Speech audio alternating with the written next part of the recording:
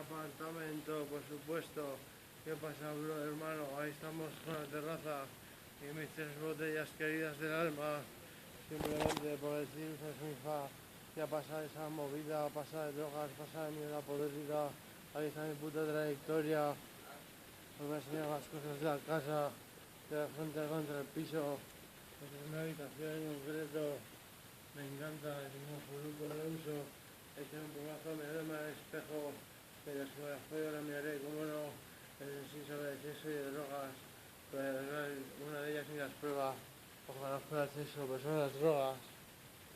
Aquí estoy yo, que soy auténtico, aquí hay una cama, aquí otra cama, y un sofá cama, aquí está la cocina, chavales, chavalas, es una pastora de crema, recién espada.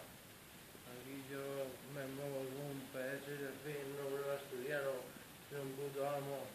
Aquí está el baño, lo que lo enseño.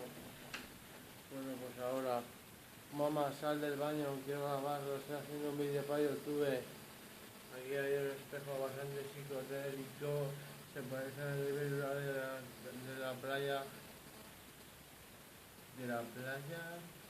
Casturriales, con Jennifer.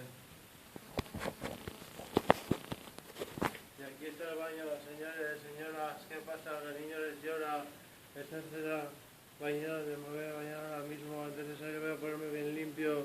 Soy el puto amo, me exijo, todo lo ventilo, por Dios me dio mi estilo.